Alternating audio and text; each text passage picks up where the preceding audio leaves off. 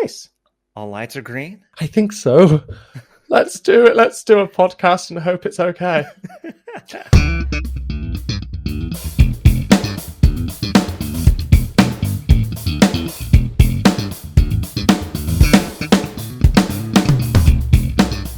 Hello and welcome to In the Pocket, the bass guitar podcast where we get the lowdown on the low end. My name's Jonny, a totally average bass player, and each week I'm joined by a different co-host to talk all about that bass. So this week I am very lucky to be joined by the brilliant, the beautiful YouTuber and bottom end boy for bands such as Jake and the Heist and Deep Love. It's Andrew Michael Pincock, aka AMP, the bass player. Andrew, welcome to the podcast, mate. How are you? I'm delighted to be here. Thank you so much for making this work. Of course. Half we had a world apart. I know. We found a time where our worlds collided and worked together. So thank you so much for making the time to be here. Of course.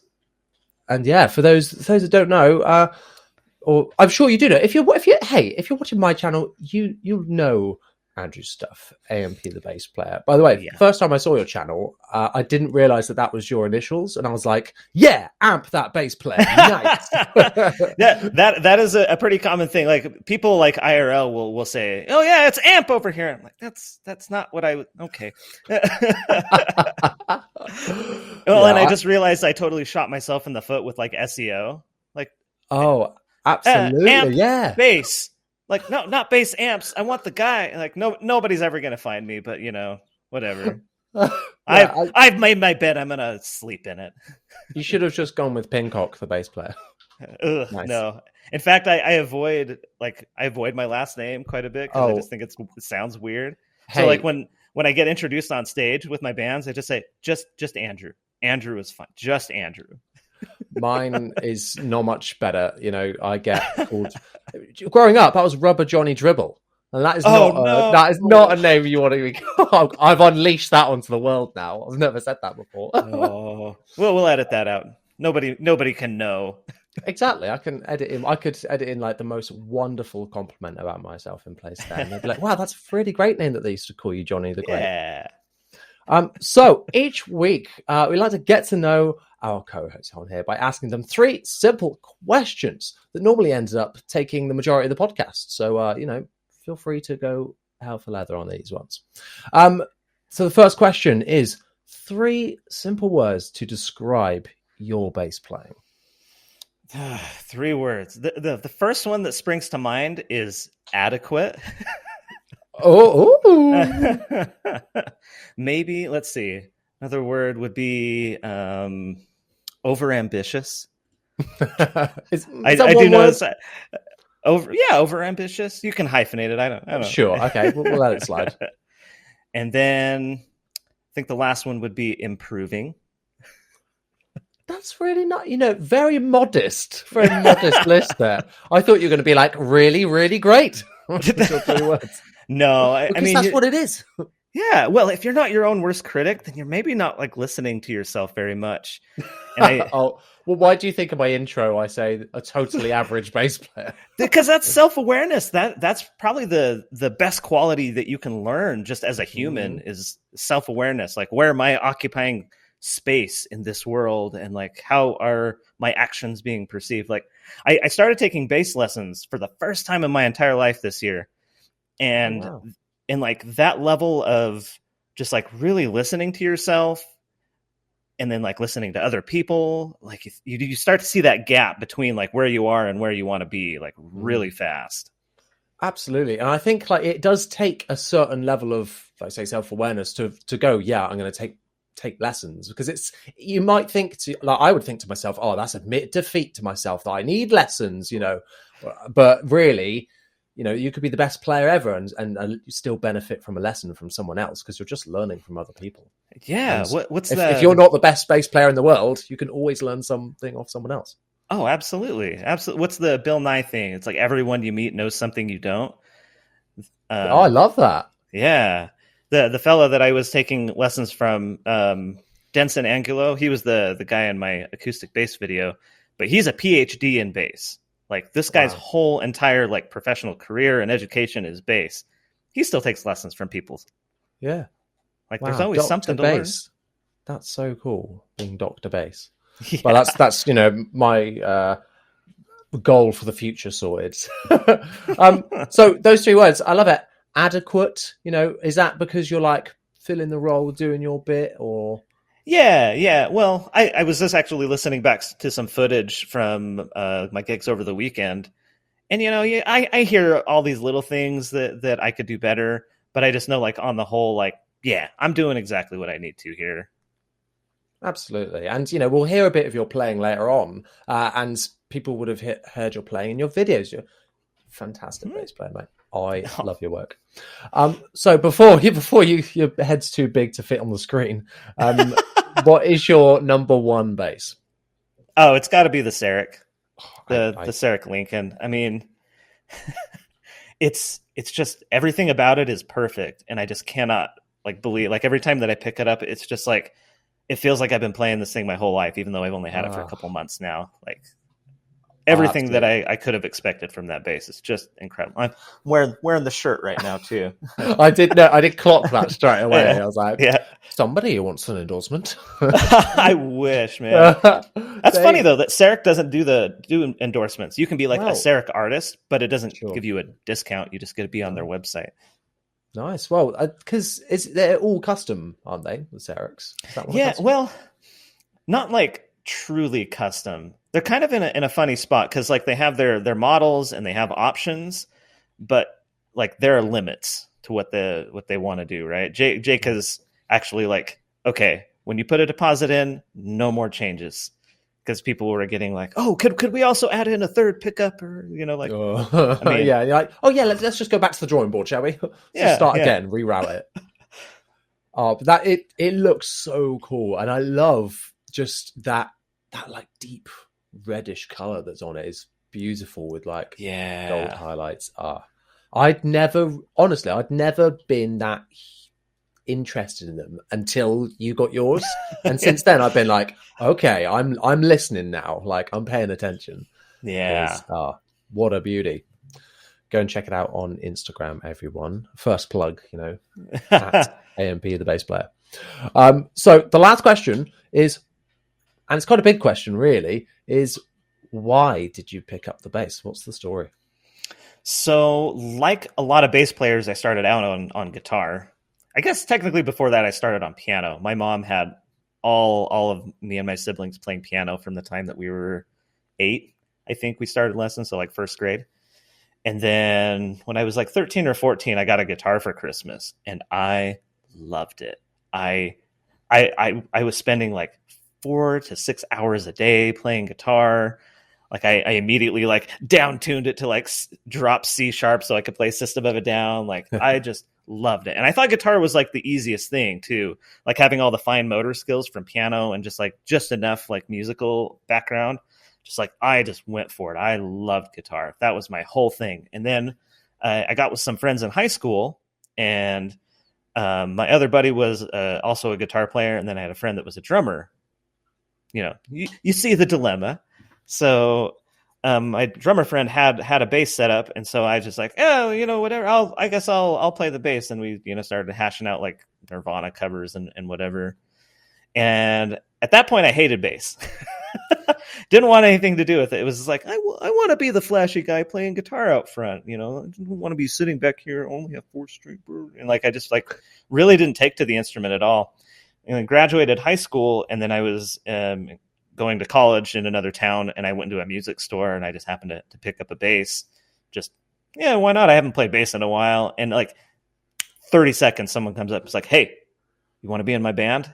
And I was like, I guess if I want a gig, maybe I'll just be a bass player. And so I actually ended up buying the bass that I was demoing there, got an amp, and then kind of jammed with a couple of guys in college. It didn't ever like actually turn into anything. But then the thing that really lit the fire under me was, do you listen to No Doubt at all? Yeah. Not like album regularly, but yeah. Okay, yeah. So Tragic Kingdom. So back in, what was it, like 93 that album came out? Like when I was a kid and that came out, I remember thinking like, this is what my sister's like. I don't want to listen to that. But for some reason, when I was 18 years old, somebody like left that CD in the CD player of the car that I borrowed one time. And it was like, oh my God, this is incredible. We hear what this guy is playing on the bass on this? The whole album, he's just going off. It's Tony Kanal, right? Excellent bass player. And from like that point on, I was like, I get it now. I totally get it. I'm going to be a bass player. And it was the best decision I ever made, because now it's like my whole personality and I'm really annoying about it. You're like, that's my whole spiel. Whenever somebody talks to me, that's all I want to talk about. Pretty much. That's awesome. And it's like, I like the fact it's kind of that traditional guitar to bass, but like you were still inspired by a particular player that then it took off from there. It wasn't like you fell into it. That's awesome. Right. I had a similar thing where like, I got reminded of this the other day when I was listening to Elton John, Step Into Christmas, and the bass line on that song is out of this world. Like, I don't think the bass player even remembers what he's playing when he goes to play it again, because it sounds like it's just different the whole song. And I'm like, yeah, is anyone else hearing this? Oh my God. And everyone's just like, no, I don't know. I can just hear him singing. And I'm like, hold on. He's going hell for leather. That is something that is really specific to musicians that I found, because I think you want to like think that everybody perceives and understands the world like you do, but even just the ability to hear an individual instrument in a song is not something most people can do. It's so weird to me. And it means that you have this whole other level of appreciation. And like, as songwriters, it's really interesting to think like, oh, how do people write mainstream music then? Is it with that in mind, of all the intricacies, and how much just goes over people's heads, you know? Yeah. It's so interesting. So you've got to where you are now. Are you full-time music now? No, I just have a regular day job, which is killing me right now. They've got us on 10-hour shifts, and I'm like, I'd rather be doing literally anything else. I feel your pain, but at least we have, like, some people don't have the music. That's the thing, like, and they just do the job. So we have to be grateful in that scenario. I'm in the same boat. Yep. So I feel your pain in that regard, but who knows, one day, Jake and the Heist, I see your stuff on Instagram all the time. It seems like you guys are all over the place gigging and doing really well. So yeah, well, we were super fortunate through 2020. Everything shut down. And then we had a couple places that would hire us, through the summer. We did a lot of private parties. We gigged more in 2020 than we'd ever have, which was ludicrous. That's somehow amazing. Never caught COVID, but everybody else in the band did at one point. Oh, no. Hey, your time's coming. It's not too late. I'm vaccinated. I'm careful. I'm masking up. Me too. You got to wear that mask, baby. Okay, so we've gotten to know you now, and that's the end of the podcast. Thank you so much, and goodbye. That was easy. Who cares? No, we're going to move on to our first question.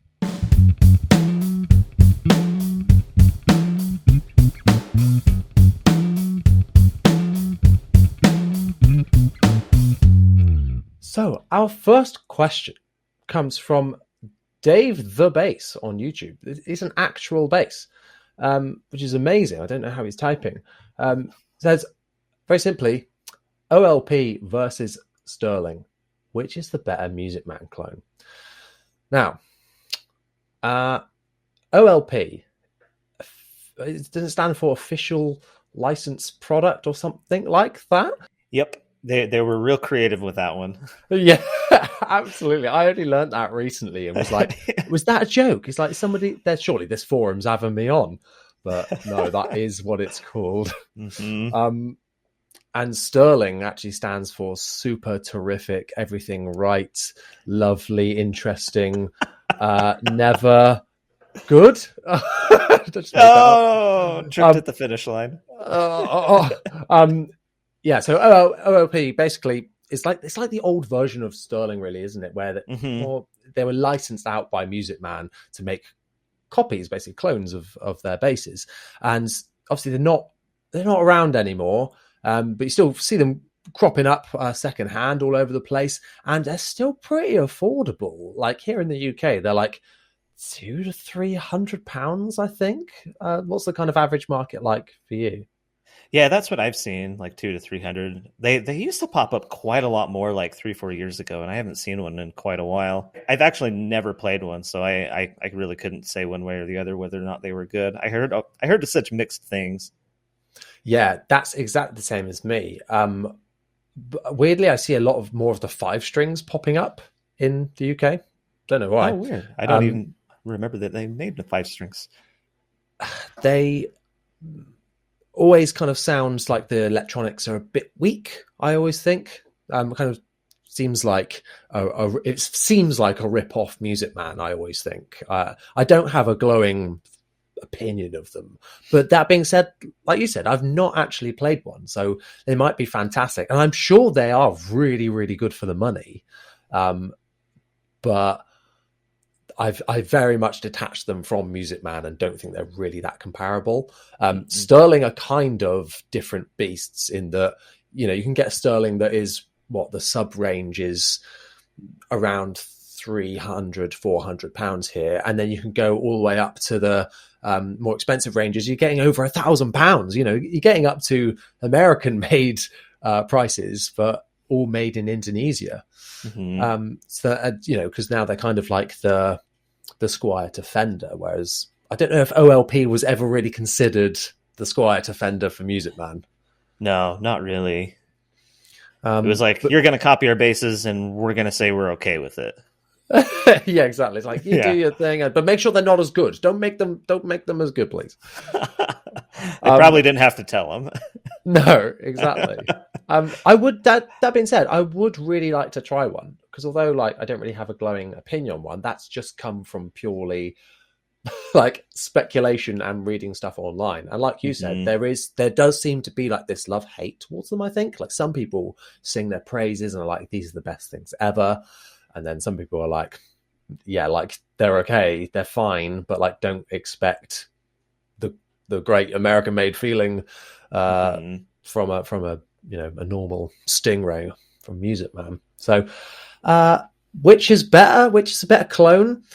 I would be, you know, it's all subjective, but I would be tempted to say Sterling because of my experience with it. They're still going, and they will keep going. Yeah, I'm really excited to see what Sterling do next. And yeah, I've not really got bad things to say about them. I loved the Ray 24 CA that I had. I say had because it's now gone.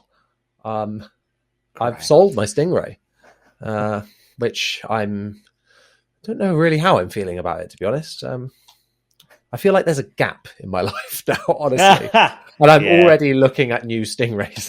I totally feel you, because I feel like I just need that like high-end clarity punch that it provides, and I've got the G&L L2000 here, but to be fair, I haven't tried it with like brand new strings or like my set of strings on it yet. So I'll hold back my words on that. But the neck of a Stingray, I don't know, they're just nothing compares. They do make so a nice good. feeling neck. Yeah. Blooming nice. I mean, I don't know what the Serek's like. That's probably, again, another level of like nice feeling. You're like, nothing compares, but... I've got a script written out for like our expensive bass is worth it, because I've got everything from the low end up to that, and it's, you know, like what does your money get you at each tier? I think that's kind of an interesting thing. And to the Sterling versus Stub discussion, I've tried dozens and dozens and dozens of Stingrays trying to find like the right one, and the one that I found that I liked the most was a Sterling. Is it the Sub 4, whatever it is? Yeah. But yeah, I got it for like $250 because it had a big old piece of damage in the bottom of it. And yeah, that's frankly one of the best Stingrays I've ever held, and it was cheap. So wow, that's amazing. Even is that against like America? Is this just Sterlings or against American ones as well? Yeah, it's the Sterling bottom of the barrel ones. Yeah. Wow. Yep. That's so cool. I love that. And yeah, and take away the badge on the top and take away your eyes. Playing and sounds like Anderton's put out a great video the other day where they had Rob Chapman playing like the new Player Plus guitars blindfolded and then like swapping it out for the Ultra to compare like whether your eyes are actually having that much of an impact on what you think. And when he played it blindfolded, he was like, yeah, this is definitely the expensive one both times on a telly and a Strat, and he got it wrong.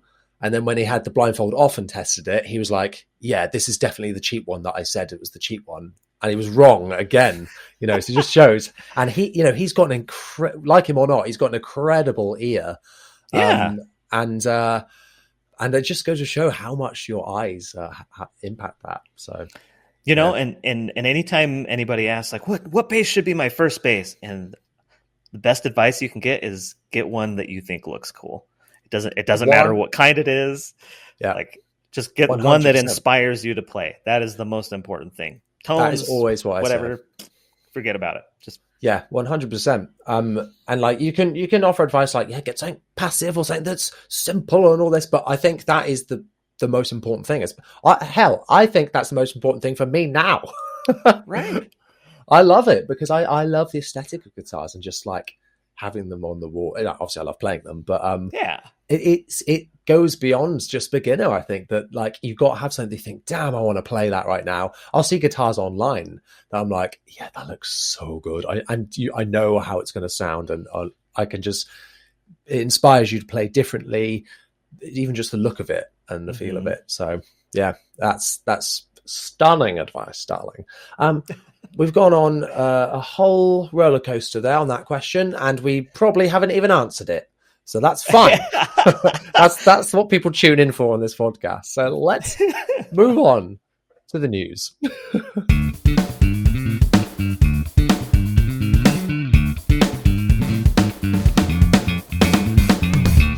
So the news this week, we've had a couple of bits of gear being announced, and I swear there's more. When I wrote down this list, I was like, I feel like I'm missing something.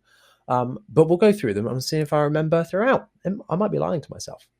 So, first up, Darkglass have launched a new version of the Alpha Omega Photon.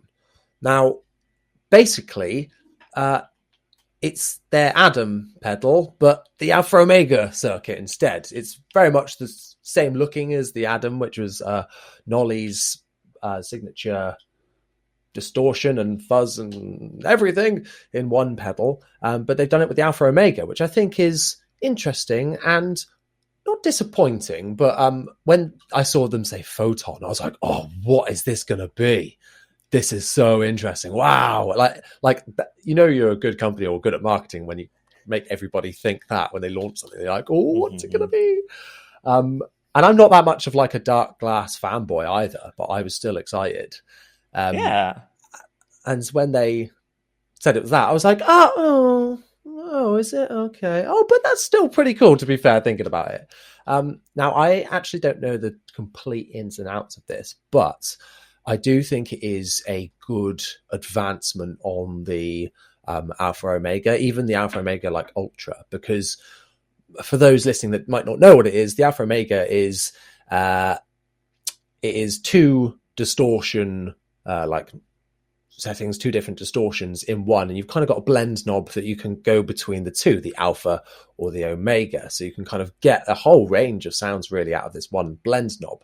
But of course, people might want to use those separately together and switch between the two, so then you could have three different sounds, the full blend of this one, the full blend of the other one, half in the middle, both of them, all of this. So this new version has three stomps on it, three switches that you can go between them all and beyond, and there's even more parameters on this one. So it is a good advancement on the original, I think, but yeah, it's going to be expensive, as they all are, I think. Let me double check. This is really good. I've done all of my research, you can see. Yeah, wasn't the formerly known as Adam, wasn't it like 600 or 700? It was really expensive. So I remember thinking like, ooh, nope, never mind. Yeah, and you're like, oh, what?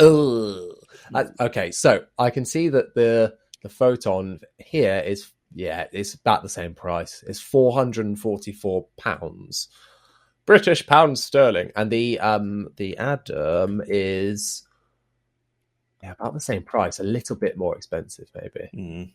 But yeah, pretty much looking at the same price. And God, it's just so expensive, those things. And personally, I can't see myself investing in something like that, because with distortions, I find myself chopping and changing quite a lot, or like finding a new thing or going off of it and wanting something else. But with that's such a big investment to make. You've really got to want it and keep it. Yeah. And I think you'd probably end up with the whole like sunk cost fallacy thing. Like if it didn't end up really working for you, you'd be like, but I paid so much money for it. I got to make it work. Yeah, absolutely. That often makes me feel worse when something's not working. I've paid loads of money for it, because I'm like, oh God, what's wrong with me? I can't make this nice thing work or sound good. Wow. Yeah. But yeah, I had that whole thought process when it comes to like loads of digital things. I'm quite an analog person, or a pedal guy. Yeah. And I've got the Line 6 HX Stomp sat in front of me right now. And I've taken it off of my board because I started getting a bit of that. But I still use it for videos and stuff. So it still functions right. I did a whole video on it. If anyone listening wants to listen to that, go and check that out. But yeah, I could definitely see myself, if I bought that weeks down the line, being like, well, guess I'm going to sell it now. Yep. But yeah, it's cool nonetheless. It sounds like I'm like not having a good time with this. It's the difference of being like, we're always just excited for new gear in general, because new is fun. It doesn't even matter like what it is. It's just like, ooh, cool new stuff. Like that's not for me, but like that's still neat. Because like where I'm at right now, like basically playing like weddings and bar band stuff and like lots of like oldies and funk. Like there's just no spot for like a super crazy overdrive in my whole setup. So it's just not where I'm at right now. Yeah, no, absolutely. And I kind of preferring kind of more vintage or transparent sounding distortions, where Darkglass sometimes isn't great for that. Or like the Darkglass pedals I've had in the past have been very much, here's the Darkglass sound. And I'm like, that is phenomenal, but not for me. That's not what I want. And I want to hear my bass, like the tone of my bass underneath, not just the Darkglass sound. Yeah. That being said, I've got a Darkglass, the Vintage Ultra on my board right now, but but that is the first one that I've had that kind of gives me that, and it's the vintage sounding one, so it's kind of it's up my street a bit more. But yeah, hey, Darkglass, if you're listening, I love it. Please send it to both of us. We both really want it and could really use it. Okay, so yes. Okay, let's move on to the next bit of news, which is another pedal announcement, which is from, or not announcement, they announced it a couple of weeks ago, but it's coming out soon. You can now pre-order it as of today, I think it is, the time of recording. The new Harley Benton multi-effects, the DNA Effects GIT Pro. Now the name... Catchy name. Yeah, I know. Well, the name just makes me laugh because it's the Git Pro. And I wondered if that was gonna. I didn't know if that was like a really British thing, being a Git, but it 100% is. That's not a word that I ever hear. But I know well enough. So it's right up my alley, clearly already. Man, right? Yeah. So this is basically Harley Benton's. It's like their HX Stomp. It's their Boss GT. Was it 100 or 1000? It's their like multi effects unit that is a amp modeler and everything all in one. Everything you could ever want. It looks pretty comprehensive. Taking a look at it, it's got a volume pedal, which obviously can be switched out for whatever effect you need it to be, whether a wah or turning on a distortion. You can use it for that. And it's got more than 6 patches that you can, like patch slots, that you can have, which is really impressive, I think. And, it looks like it's ticking all the boxes or trying to compete with Line 6 and everyone else that's done one of these, but at an affordable price point. Mm-hmm. Yeah. Well, it's like here it's like £250, I think it is for us.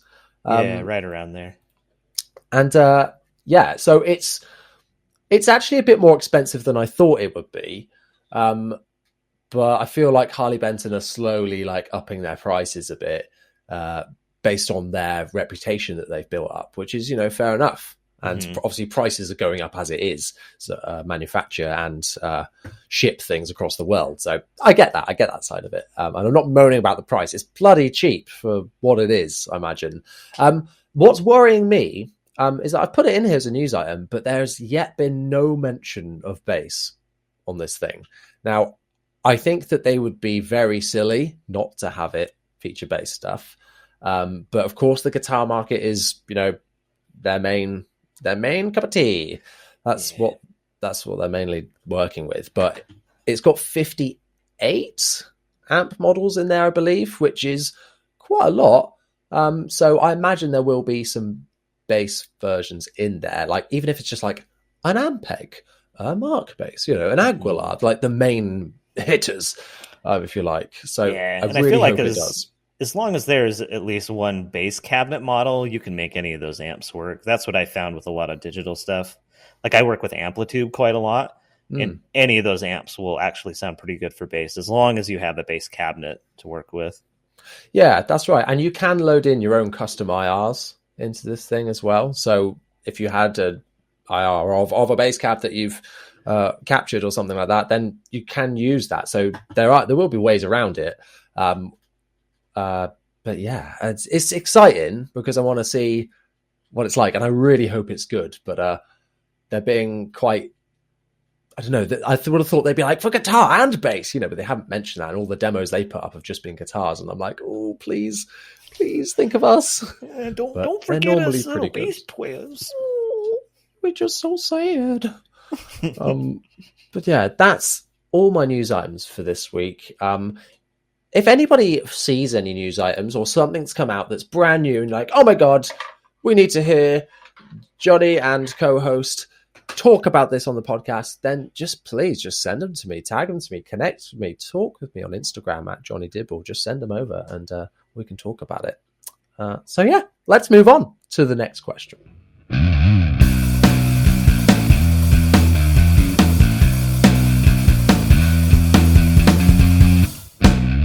This question comes from Danger Trammel. Ooh. I love that name. Danger Trammel on Instagram. It says, what is your favorite effect to use on bass?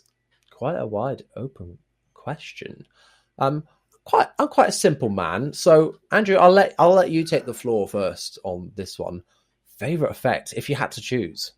I mean, it's overdrive, isn't it? Bass just sounds way more fun and interesting with overdrive.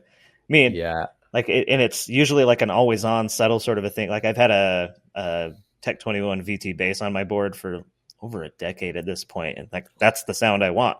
Just that a little bit of grind on it, just a little bit. And it's absolutely, and it just often helps it. You'd be surprised how many tracks actually have subtle distortion on that you didn't think it did. Even a lot of like old Motown stuff, I found out people were saying like, yeah, there's a light bit of distortion on there. I was like, oh, yeah, really? Just to make it poke out a bit and gel with the guitars. Yeah, yeah.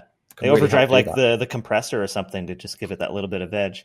I had a drummer roommate in college that tried to tell me, he's like, I don't really like distortion on bass, and it was like, bruh, your favorite band is Newfound Glory. What are you talking about? You'll like distortion? No, what? No, that's just all clean. That's all slap bass clean, right? Newfound Glory, right? No. Yeah. Come on, man. Yeah, no. I love overdrive distortion. Fuzz I'm just getting into. Fuzz is a bit different. I don't really treat it the same as the other two. It's like the middle child that's kind of a bit forgotten. No, I do love it. But I definitely get more use out of the other two. And yeah, like my instant reaction to this question was distortion and overdrive. Like that is the bread and butter. That's what I love to use. I'm never in a situation where I don't have that on my board. It's just a go-to. And I started looking at my board then, thinking, right, what do I have on here that is my favorite to use? I've what we say always on effects is a preamp and a compressor. But but I don't really consider those effects. They're more tools. I say, because I'm not. They're giving me my tone, and then I use effects to sprinkle a bit of spice on top, little bits like that. So yes, 100%. It's going to be Overdrive for me as well. Some other ones that I thought are pretty fun for me are chorus. I like a bit of chorus, but I use chorus mainly on if it's like a section that goes just to bass. If it's just like a little fill, it sometimes helps me break out of the mix a little bit weirdly. You've got to kind of dial it in right so it doesn't suck all the low end out, but if you get the right pedal for it, like a bass specific chorus, like the Boss one's really good, then it can kind of help do that a little bit. Of course, you can do that with distortion, but you do it in like a more subtle way. But then there's combining distortion and modulation like a chorus, and that is my happy place. I absolutely love doing that. And yet I say all this, I still haven't made a song. Well, I've made a song, but I still haven't like done a live performance where that's been useful. But I just love it. My most recent obsession is distortion and a phaser. Oh yeah. And that is fun. Like, not really for any kind of band mix situation, of course not, but like for like a bass intro or a verse or something like that. Stuff like that is so fun. And like you say, like effects on bass and distortion, kicking that on, how could you not like it? It's great. Your board's looking pretty healthy, and you've got that Zoom with lots of stuff on it. Yeah, well, and I don't use the Zoom much live, but I feel like it's just such a good way to understand sound. So like when I do like those how to sound like videos, like that's something that I wish like every bass player would do. Like you'll find yourself by looking at other people in a way. But yeah, like for my regular board, it's funny I say Overdrive is my favorite because I actually have 2 fuzz pedals on there. And mostly like I'm always stacking effects to get different things. So like we'll play say like Superstition, which I believe was a synth bass originally, and so you stack an octave and a fuzz, and then it just makes it sound like a big key synth. And then you can mix it.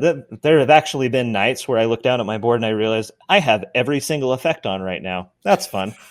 So it's like octave and then fuzz and a second fuzz and envelope filter and a chorus, and it's just like the sound guy's like, woo! Yeah, this is a recipe for destruction. But I bet it sounds like just a wall of pain, beautiful, beautiful pain. I mean that in a good way. Yeah. That's like the last song we play at the very end of the night. So we've got people a lot up in the front, like jumping up and down. They're so hyped, and like they see me keep stomping on stuff, and it just gets bigger and bigger. Oh my gosh. Yeah, the thing is, you got to have 2 octave pedals now, because one that's set to 1 octave down, one that's set to 2 octaves down. No, I need 2 so that I have the OC2 sound and then also like the octave down sound, because the OC2 sound is just like that the 1 octave down by itself. Which is really different from having both of those signals together. So you're clean and you're octave down. Yeah. Very different. Very different. Yeah. I've honestly never experimented. I've never had a Boss OC2. I need to get one in my life. I might get the OC5 or something. The OC5 is killer. Yeah. And it sounds so good, but it's one of those pedals that I go, damn, that sound, and like envelope filters, I'm like, damn, they sound so good. I won't use it though. Like it's not, but then maybe that's just my brain. I should get it, and then I'll discover a whole new world and a different way of playing and getting around it. That's what's great about effects, that it can, even talking about guitar, and I don't really want to talk about guitar too much because it makes me feel a bit sick. But I'll be playing and I'll be like, not really feeling that inspired by what I'm playing right now. Put a bit of delay and reverb on it. Oh my God, it transforms what you're doing and just inspires a whole new realm of potential. So yeah, effects, big tick. We love them. We love them. I don't think I'll ever be just like a straight in the amp guy.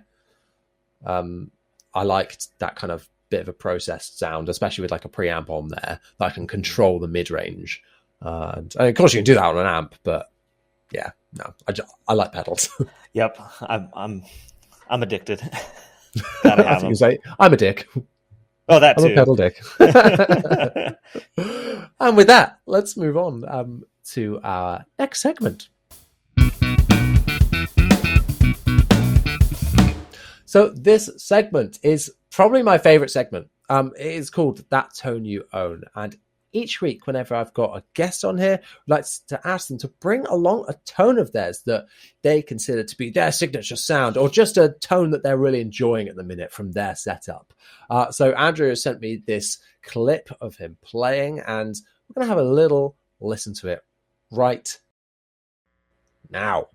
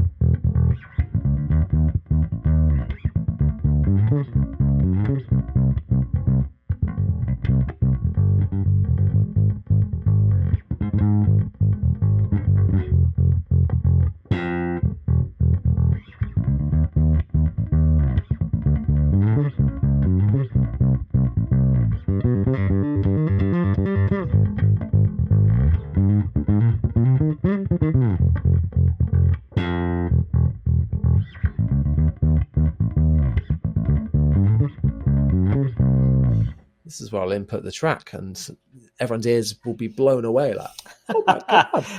We'll see about that. So there it is. You've all heard it. I'm sure you've gone back and listened to it again because it sounds so good. And like you were saying in the last question about like that subtle little bit of overdrive that's always on, it just makes it sound so much more full and more interesting.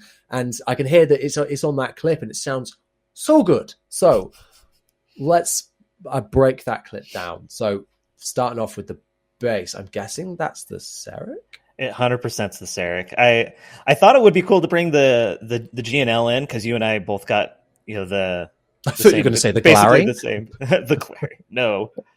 But yeah, you and I both got those G&L basses at the same time. Be like, ooh, maybe that would be fun. But I was like, I just love my Serek to death. I want to show that off. So this is actually the bridge pickup on the Serek. Oh, really? Nice. For those of you who don't know what it looks like, the Serek has two pickups that are right next to each other, more or less in like the P bass position. So you can make them act like a humbucker or get both pickups individually. And so for this particular clip, I did the bridge pickup by itself. It's got a little bit more like high mid snarl in it. Kind of gets you almost into like Rickenbacker territory just a little bit. Yeah.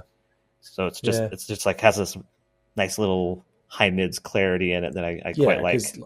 Like you say, like that humbucker kind of sound. It's not like a big ceramic, big magnet pickup like in a Music Man you'd expect. It's like It's almost like gives you like mini humbucker sound or vibe, doesn't it? And you can hear that in there. It sounds so good.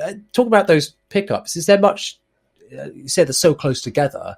Is there much difference in the two sounds between them? Pretty dramatically. It's surprising. I think that is something that people don't really think about when you're talking about bass tone, is where the pickup is. Because you can have the exact same pickup and you just move it like an eighth or a quarter of an inch, and it sounds different. And maybe just because bassists are like really in tune with those like little subtle things, but like the bridge pickup sounds just like a P bass. But then you switch to the bridge pickup. Did I say that backwards? Neck pickup is P bass, and then bridge pickup it just has a little bit more snarl. It's like less low mids and more high mids, and they're right next to each other. They're like Serek's in-house, like Serek singles is what they call them. They're single coil pickups. But yeah, just one right next to the other. They sound pretty dramatically different. Yeah, that's really cool. And there was a question that was actually asked that I didn't include this week. I was going to, but then I didn't. So sorry if you're listening and this was your question. I guess we're kind of going to answer it anyway, which was about like, does a P bass sound the same as a PJ bass, if you're just using the P bass pickup? And, the answer was going to be, it just totally depends on the position of the P bass pickup. Because some PJ basses are like, they're really far away or it's really close to the neck on some like weird ones. But then majority of them are just P's in the middle. And then you've got this bridge pickup as well. So yeah, it's all dependent on that position, how dramatic of a difference that can make. That's why I'm really interested to play a double P bass, like with the 2 P bass pickups, because I want to hear what that amazing sounding pickup sounds like in the bridge position. Yeah, I feel like somebody needs to bring back the grabber idea. That's exactly what was going through my head as you were talking about that. Then yes, they really do. I wonder. I bet it's got some kind of massive copyright thing on it from Gibson. They tend to like their lawsuits. Well, and it's so funny though, because when I've seen people like mess around with the grabber and they pull that pickup around, it doesn't seem like it makes as big of a difference on that bass, which is weird because in reality it makes a huge difference. Yeah, I that's why I'd be interested if they did a modern one with like a more modern pickup, how we would hear that difference a bit more. I don't know if that would make any difference, but Gibson basically, come on, just give it to us, just for once. Give the people what they want. Yeah, for real. So going back to your tone, so what's the signal chain from there? You going straight into the VT? No, I'm actually just going straight into my audio interface, and all of the tone shaping is happening in Amplitude. Oh, nice. So I build tones for like the How to Sound Like series that I do. I need to get back on it. I'm working on one. So great series.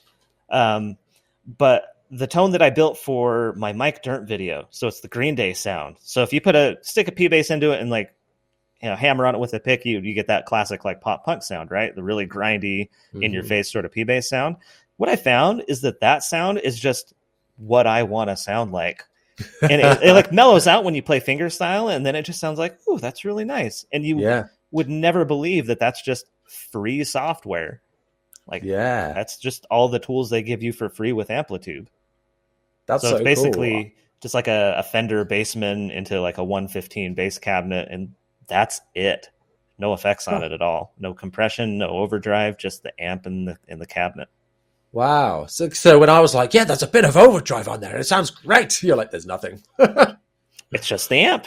It's just I suppose it's it's still quite driven sounding, and but it sounds great. And that subtle bit of distortion is why I quite like having often 2 overdrives or distortions in my setup, so that I can have that nice subtle sound, a completely clean sound, and then like a balls to the wall sound. So that's awesome, and all free. So guys, go and check out Amplitude, and go and check out all of those Sounds Like videos, because there's loads of great tips in there. And I see you've been using that Mike Dirnt Amplitude kind of setup in your G&L video. I watched the other day, and sounded great and sounded good with that bass. So nice one. Cool. Well, thank you so much for sharing that. It's awesome. And thank you. Do you often use that in all of your videos then, or are you mostly using almost all of my videos, unless I like say otherwise, are that one preset in Amplitude? It's nice. It just sounds good on everything. and because it's so accessible and free to people, it's right. I hate it when people would like demo a cheap bass through like some boutique amp, or the other way around, like this really expensive thing through terrible app. You've got to kind of match it up, or have something that everybody can get. That is consistent, and that's something that I've really appreciated about Will Lobster's stuff. He has just a very accessible normal amp that he uses, and it doesn't matter like what basses he's using. He puts the same strings on everything. That dude is just absurdly consistent, and I don't know. I feel like he's just building this amazing repository that's going to be really, really useful for years to come. Like, he's doing some amazing work over there. Oh, absolutely. And it's just this like bank of knowledge, and it's almost like its own forum, isn't it? Where like everybody's commenting down below and documenting all of these bases that aren't always conventional bases, or like some of the things are quite niche in terms of like these types of strings, this type of pickup, these mods on it, but it's the things people want to know and are interested in. So it's amazing, and I love him. It's brilliant. His episode on this podcast was a lot of fun. Yeah, absolutely. I think it was one of the longest ones we did, and we could have gone on for like hours more because it's so passionate, and like it just lives and breathes it, and it's amazing, and got a lot of respect for that man / lobster. What a boy. So let's move on to our next segment.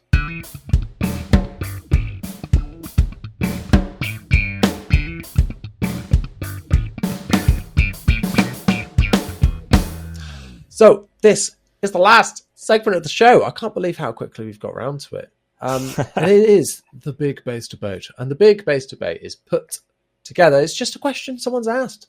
And this one comes from Stuart on Instagram, who has asked, what is your...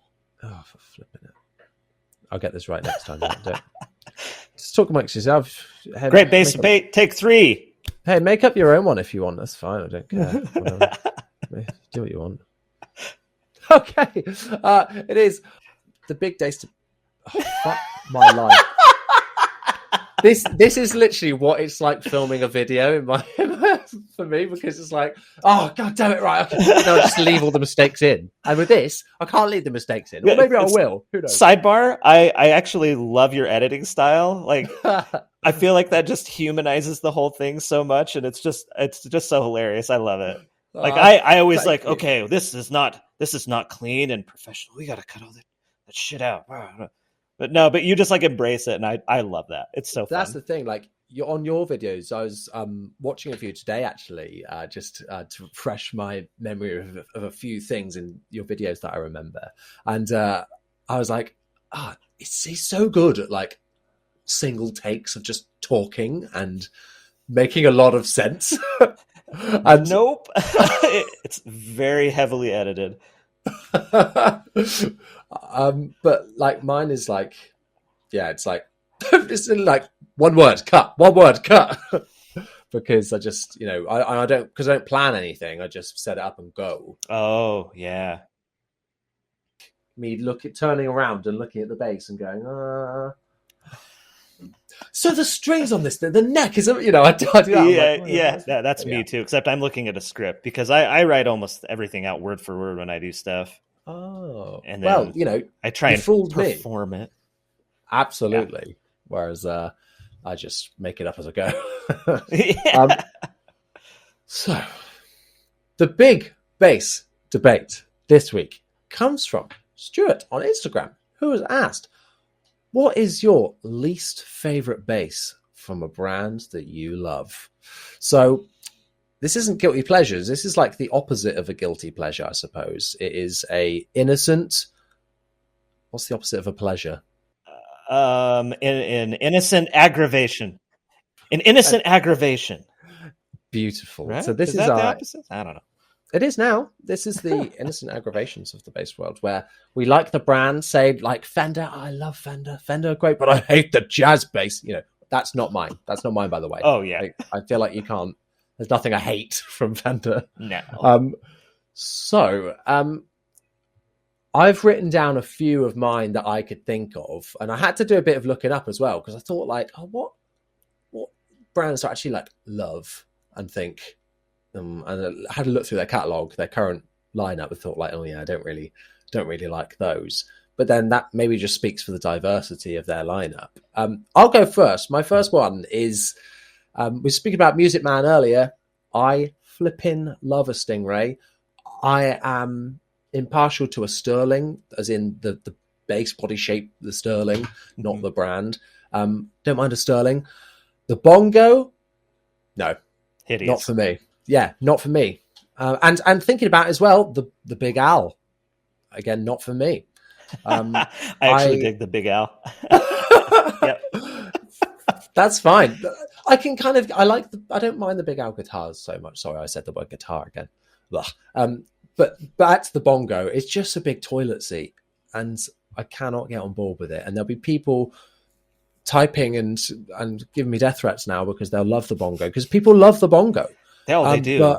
There's a weird bongo cult out there. Yeah, the bloody bongo players, they're just loving it. And I don't know. It's just, and it comes back to that aesthetic thing. It could be the best sounding bass, best playing bass in the world, but I don't want to be seen dead with that. Yeah. Well, okay. On the bongo, here's a question for you. Does the bongo do something that a double H Stingray wouldn't?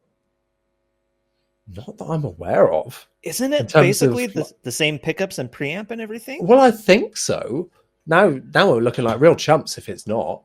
I mean, but I know the Sterling is a bit different in the way that its electronics are, because you've got like a selector switch to go between like the different parts of the pickup. But no, I don't. As far as I'm aware, the bongo is just a straight up HH, just a different body and shape, and yeah, it's just ghastly. It really just doesn't do anything. I'm really glad you agree. Yeah, it would have been real awkward. Well, even if I did disagree, like, I mean, people That's like fine. stuff, people hate stuff. That's fine. That is fine. Honestly, let people do their thing. Yeah, and this is nothing against people that play bongos, except you're all wrong-uns. So it's fine. The Omnific is typing furiously right now. Yeah, I can hear them feel them from here. But, and they can type fast. Oh my God, they're so quick to dislike that video as well. This is going to be the worst performing one yet. Yeah. Jokes aside, yeah, like what you like. Honestly, like we should have said this at top of the question, because it's going to piss a lot of people off. And like what you like. There'll be things that I love that you'll hate, and there's people that comment on my videos and are like, "Don't play with a pick," and all this, and I'm like, well, that's my whole thing. So the pick thing drives me so crazy. Like there's so much historical precedence for it. 100%. Paul McCartney, Chris Squire, these guys were like at the forefront of electric bass as an instrument. They used a pick. Yeah. So don't tell me it's like not supposed to be on a bass.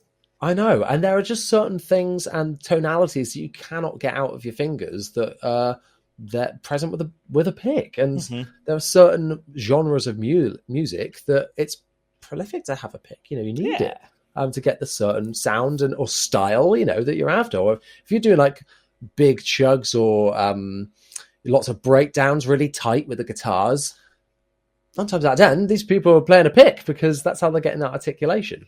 I'm sure there'll be people again that say, well, if you practice enough, you can get that with your fingers. But then it comes back to tonality and that grindy, driven sounds, like we were saying. But yeah. Anyway, but basses that from brands we love that we just don't like. Have you got one?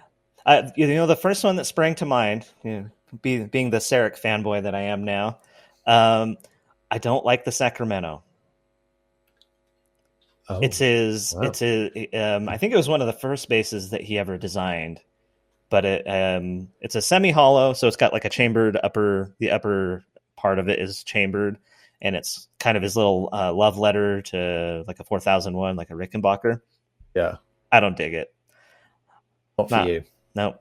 I like everything else in his lineup, but I just have never gotten along with the Sacramento, and that's super obscure. I'm sure only like a small percentage of people listening to this even have heard of Serek before today. But oh, they're in for a day. They're in for a day. Go to their Instagram and just scroll through.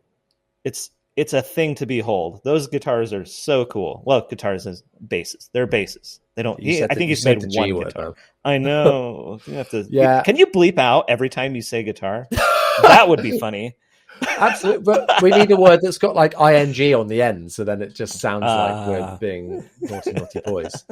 I honestly I had to do a quick Google then to remind myself of what these things look like, and I do agree. I think with these basses, because I was like, oh, they don't look too bad. No. There's some angles that I'm like, yeah, no, I don't mind that. And then they'll see another one. I'm like, oh no, that's real bad. So yeah, I have to agree with you on that. How many different body shapes do Serek do? I think they just do 5 because they have the Lincoln, which is what I've got, the Sacramento, which is kind of a Rickenbacker thing. And then they have Midwestern, which is a short scale. And then he's got a Midwestern 2, which is basically the same thing, but with a higher cut out of the lower horn. So you can get up to the top part of the fretboard a little easier. It's got an Armitage, which is the one that I've been kind of looking at. I want a 5-string version of that one. 6. The Grand, which is his short scale with a built-in fuzz circuit. Flipping heck.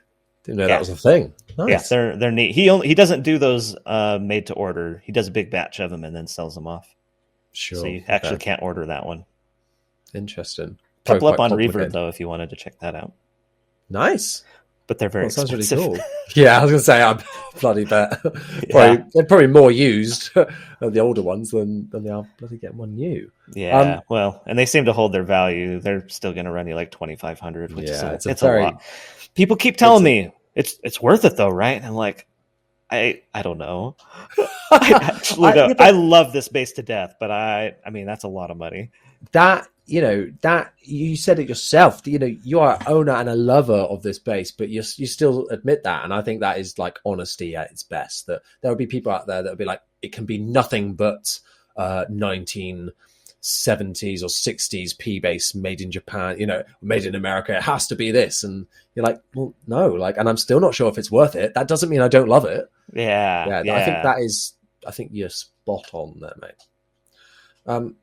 So another bass from a brand that, now this is a bit of a loose connection, I suppose, because I don't love this brand because they neglect us a lot, but I do dig them a lot, and I do really want one eventually one day, and that's Gibson.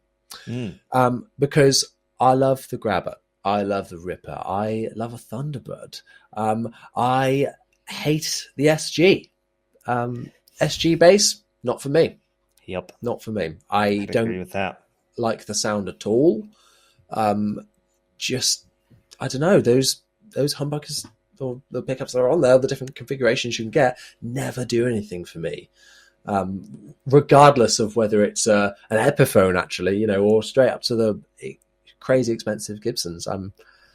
They just always sound awful to me. I'm pretty sorry. I 100% agree. And at this point, I don't think Gibson basses can be salvaged. I've racked my brain on this. Like, I've given this a lot of thought. I was going to make a whole video on, this is what I would do to fix Gibson. And everything that I came up with either was something that they had already tried or something that just would not suit their brand at all. Wow. I cannot figure out how to fix Gibson. It's a tricky one because they're kind of in this weird position where they try to innovate and do something new and people go, nah, we don't like this. This is so wrong. And then if they just bring out the same thing again, they're like, nah, we want something new. You can't.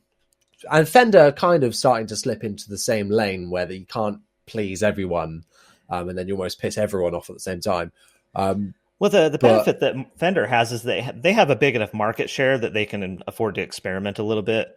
Like the Player Plus ones where I think they're just strictly active basses, which is kind of unusual for Fender, but they can afford to do that kind of stuff. If Gibson does something kind of weird and then it totally flops, that hurts a lot and it discourages them from doing stuff in the future.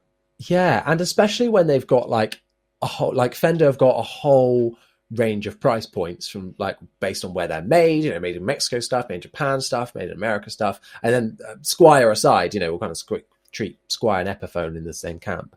But I don't know, they've just got this whole much wider catalog, and it seems that they're more free to do whatever they want, and they bring out loads of exclusives, which I love, lots of different exclusive colors for different shops and stuff. They bring out shell pink versions of things, which I'm still irking for a shell pink P bass, because you've got the Mustang, right? Yep. I love that thing. It's so cute. It suits it perfectly, that color. And, it's so great. And you don't see many other brands doing anything like that or being able to afford to do that because they just won't sell. And they're just reputations in the toilet. Gibson has barely any color selections for, I think that there's only 4 different basses that you can get from Gibson right now. It's like the SG, the Thunderbird, the reverse Thunderbird, and then they have like their short scale, like Les Paul single coil. Yeah, I played one of those, and I didn't like it. Oh, see, and I tried to go into a Guitar Center and I tried out the it was this beautiful candy apple red reverse Thunderbird, and I thought that looks cool as hell. And then I picked it up and I'm like, oh no. I didn't even like put it on my lap to play it. I just like took it off the hook and I was like, oh no. Oh. This is a $2,300 bass and it feels like this. Yeah. And it was like, oh no. Do they not play these before they ship them out? Like, I know. And like, because when I got my Serek, I've not done a single adjustment to it. I pulled that out of the box, let it acclimate, and it's been perfect ever since. That is what I would expect from any bass that's approaching 2K. So Gibson, if you're out there, please let somebody sit at the end of your factory conveyor belt and just put the bass on the lap and be like, nope, this one doesn't play good. And then fix it before you ship it out. Yeah, your brand is not enough anymore to just be like, but that's a Gibson. And this is good, right? This is good. Just stop trying to convince people that is good, because it's not. And yeah, and that's what I feel like about just SGs as well. We haven't even spoken about the look. Like, it's just no good for me. I love an SG guitar. Don't get me wrong. It's one of those weird things, right? Why would it be different? It looks killer as a guitar. Like the Angus Young thing, cool. Yeah, I put really bigger strings on it. And a long neck. Same with the Les Paul. Like, Les Paul, the version of the Gibson Les Paul bass that they've done before, looks terrible. But Gretsch do the short scale, which is on my wall behind me, and it looks phenomenal. I almost bought one of those. Oh, they're so cool. They're really good. And they're so cheap. I know, crazy cheap, criminal cheap. Yeah. I know you've got the Player Mustang, but I had a bit of a lemon, I think, with mine, and I preferred this like bass that was like half the price over it. But like, yeah, and it's killer. And it's so funny, isn't it? How this just the scale of things can just change our perception of it completely. Like, it just looks, just doesn't look right the other way around. It's kind of like if you just see a left-handed bass. I think left-handed basses look so weird. It's like seeing somebody walking around with their shirt inside out or something. It just doesn't, that's not how it's supposed to be. Like wait, and no shade on left-handed players, but I don't know. Maybe it's just uncomfortable because I'm not used to looking at them or something. But I think left-handed basses look terrible. Yeah. It just looks like it's in a mirror or something, and I don't like looking in a mirror. That's scary enough. Ugh. Jesus. Yeah. So look at this. I wrote down a third one, which is kind of one that I just discovered today, really, because I thought, right, what brand do I actually like really love? And I was like, I love Schecter. I think Schecter great. So I went on Schecter's website, and there are basses on there that I think look phenomenal and I love, and I know are just top quality. But then I'm more into the classic looks and the more traditional shapes and colors, and I like it when it's a bit wackier sometimes. But they've got a bass on there at the minute that's the Riot, and it's too curvy, metally looking. It's not like a BC Rich or anything like that, but it's not like a pointy Warlock, but it's curvy where it shouldn't be on the horn. The burst is like this horrible color. Yeah, it's just not for me. That was one that I thought of. I'm like, yeah, I really, really like that brand, but not for me, that. But I put it at the bottom of the pile because it's not really a traditional shape that they keep doing, I suppose, like a bongo or an SG. So yeah, that was my list. Have you got any more that you wanted to add on there? Nothing I can think of. Schecter is a funny brand to me, though. I can never shake the association with like new metal whenever I think about Schecter. Even though they make plenty of just like very classic looking basses, they look really nice. I just can't think of like, well, if you pick that up, you're going to have to play a Limp Bizkit song. And if you look through the catalog now, that is the majority of the things. Like, there is a lot of like metally looking basses, or ones that are quite similar, quite all double humbucking, big active preamps. You know, there's a lot of that going on there. But I think it's like my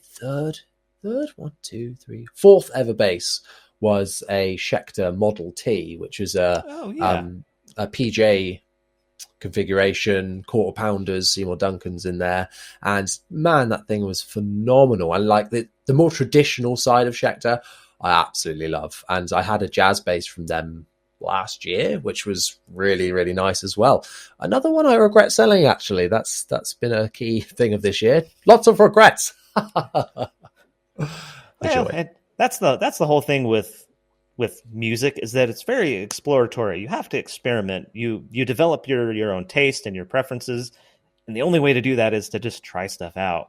Like whenever I see something, should I try these strings, or like, what do you guys think of this? I don't know. Buy it and try it out. Like nobody's gonna know if you like it for you. Like, yeah, I don't know. Absolutely, yeah. But and I get a lot of comments of like, oh well, shall I get a P bass or shall I get a jazz bass? And I'm like, I can't make that decision for you. Like I have my preferences, but that was different last year. My preferences, it'll be different next year. Mm-hmm. I can't tell you what you're going to like, and you might like one thing forever that's going to be completely different to me. So that's the beauty of it. That's why I love it. That's why I feel like I'm not all that knowledgeable, but I can still have an opinion that's totally valid because it's my opinion. I like it. Well, you've had your hands on a lot of gear. Like I think that says a lot. I mean, you've tried a lot of stuff out. You've spun some knobs. And you know what the knobs do, and like that experimentation, you develop your taste, and your taste. And my taste for knobs is there, yeah. And my taste for knobs has never been better.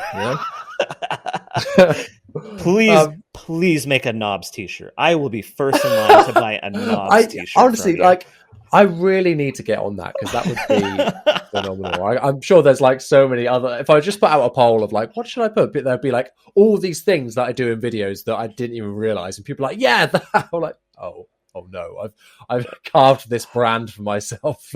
I can't backpedal away from now. Oh yeah, you don't get to choose what you're famous for, which is unfortunate because I'm famous for hating acoustic bass. I nearly, because like sometimes I'll make the big bass debate a question, or sometimes I'll just like it'll be a topic, and I was so tempted to make it acoustic bass related. Honestly, I thought no, he's probably had enough of that. if I've said just about all there is to say about it at this point. It's trodden ground. If you guys want to hear about this man's love for acoustic bass. Love's a very strong word, actually. About yes. Acoustic basses, and I have to say that I do share your opinion. Not for me. Yep. I think that's the key phrase when it comes to all musical instruments. Not all musical instruments. I mean, like all music opinions, or that's all you've got to say. Not for me. Yep. And it's fine if it's for you, but it's not for me, and that's okay. So yeah, go and check out all of Andrew's stuff on YouTube. It's phenomenal work, and I always look forward to an upload when it comes out, mate. It's so good. I stab at you. Well, that's I only speak the truth. We only speak truths on this podcast. That's right. So that brings us to the end. We've got here so fast. Andrew, thank you so much for joining me. I hope that you'll come back in the future if you had a fun time. Absolutely. Yeah. Perfect. And I hope that everybody at home would welcome you back. Leave a comment down below if you're watching on YouTube, or send one of us a DM on Instagram or something like that. Let us know that you've listened to this and how you found it, etc. If it's nice things, of course. If it's not nice things, then keep it. I don't know, Johnny. I kind of live for the hate these days. I had one the other day that was just like, they made a comment about I have a little mole here right by my eyebrow. Yeah, I've been on the internet for a long time. It wasn't until this year that I started getting comments about that. Well, you've made it, obviously. I can't pay attention to this guy because this big mole in his forehead. I'm like, what? I'm like, I can't pay attention to your comment because of your personality. Yeah. So damn disagreeable. My comment section, but I don't know. I just think it's funny at this point, and so I love taking the hate comments, and then I'll put them up on my Instagram and be like, "Look at this fucking guy." Yeah, I love doing that as well. Sometimes when I get one, I'm just like, it's real. It's just a real personal dig, nothing to do with the video, and you're like, "Oh, here we go, nice." Yep. And I just reply with the most sarcastic thing I can think of, or just like be like extra over nice to them just to make them look like a dickhead? Oh, I'll just pin their comment. Like, you want to be an asshole to me? You're gonna have to deal with everybody who likes me. Have fun with that. Let me unleash my horde of fans onto you. That's the alpha move right there. Absolutely. Let the minions do the work. Oh, I love that, man. I love it. So yeah, speaking of Instagram and all that jazz, Andrew, do you want to tell the people where they can find you? Yes. So on YouTube, if you can find me, your best bet is just type in acoustic bass, and I'll probably be the first video there. The angriest looking thumbnail. Yeah. On Instagram, AMP the bass player, and yeah, that's where I live. Instagram and YouTube these days. Amazing. Dabble in TikTok, but it's. I'm not that down yet. I know. Well, you know, I like to think that most of the people commenting on my videos anyway are like way older than me. Oh, in that realm, yeah, I think so. But you know, there seem to be people that have the biggest, loudest voices and opinions, maybe. But you know, we're all welcome. I do feel like the vast majority of traffic on YouTube is not for people who are like genuinely curious about the answer to a question, but like, you know, people have been playing bass for a long time and they're just there to fact check you. They just want to make sure that you're not spreading misinformation. I gotta watch this video about this Squire Affinity bass. Make sure he doesn't misspeak, because, you know, I'll be here. Okay. But yep. He said the right thing there. Yep. I can confirm that. Normally it's like, if I say it's really good, they're like, excuse me? What? How dare you say that something cheap is good? That's why people like my channel, because it's cheap. Cool. Well, thank you so much once again, mate. It's been an absolute pleasure. And like I said, we'll have to do this again sometime. Leave us a review. Smash that subscribe button, all that jazz. I really need to write an outro for this podcast. It's just like, well, I can't remember to do this, do that. Yeah. Your reward for getting to this point of it is to hear just whatever comes off the top of Johnny's head. He's freestyling. This is it's just perfect. Yeah. Amazing. Cool. Thank you so much for listening, everyone. We'll see you next time. Bye. Bye.